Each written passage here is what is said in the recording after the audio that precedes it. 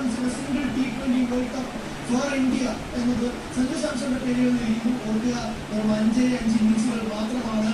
ഫൈനലിൽ T20 world കപ്പിൽ ഉയർന്ന ഏറ്റവും വലിയ ടീം ടോട്ടൽ റെക്കോർഡുകൂടി 255 റൺസോടുകൂടി ഇത് സ്വന്തമാക്കിയിട്ടുണ്ട്. പക്ഷേ നമ്മൾ ഇതല്ലേ നമുക്ക് ഈ 20 റൺ കുറവാണെന്നാണ് നമുക്ക് പരാതി പറയുന്നത്. പക്ഷേ 255 is the highest total in T20 world cup. അതും ഏറ്റവും പ്രധാനപ്പെട്ട ഫിനാലെ അതും ഏറ്റവും പ്രധാനപ്പെട്ടതാണ്. അപ്പോൾ ഇനി ന്യൂസിലൻഡ് ഈ കളി ജയിക്കണമെങ്കിൽ ആ റെക്കോർഡ് കൂടി തകർത്തിട്ട് വേണം കൊണ്ടുപോകാൻ. അതുകൂടി ഏറ്റവും നിർണായകമായ കാര്യമാണ്.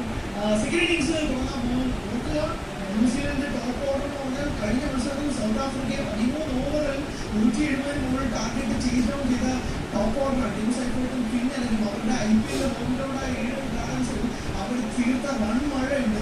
6 ബൗണ്ടറികളുടെ മഴ അത് സ്റ്റോപ്പ് ചെയ്യുക എന്നത് തന്നെയാണ് ജസ്പ്രീത് ബുംറയ്ക്കും ഹാർദിക് പാണ്ഡ്യയ്ക്കും ഹർഷ്ദീപ് സിംഗിനും സൂര്യകുമാർ യാദവിന്റെ ക്യാപ്റ്റൻ നൽകാൻ പോകുന്ന ഏറ്റവും പ്രധാനപ്പെട്ട ഡ്യൂട്ടി.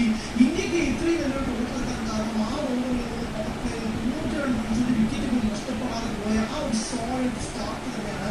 ആ സോളിഡ് സ്റ്റാർട്ട് ന്യൂസിലൻഡിന് കൊടുക്കാതിരിക്കുക എന്നത് തന്നെയാണ് ബുംറയ്ക്കും ഹർഷ്ദീപിനും കൊടുക്കാൻ പോകുന്ന ഡ്യൂട്ടി, ക്യാപ്റ്റൻ കൊടുക്കാൻ പോകുന്നത്. കാരണം അത് ബ്രേക്ക് ചെയ്താൽ, ആ നട്ടല് ബ്രേക്ക് ചെയ്താൽ, ഫൗണ്ടേഷൻ ബ്രേക്ക് ചെയ്താൽ, അടിത്തറ ബ്രേക്ക് ചെയ്താൽ ന്യൂസിലൻഡിനെ കീഴ്പ്പെടുത്താൻ സാധിക്കും. ഇന്ത്യക്ക് ഈ മത്സരം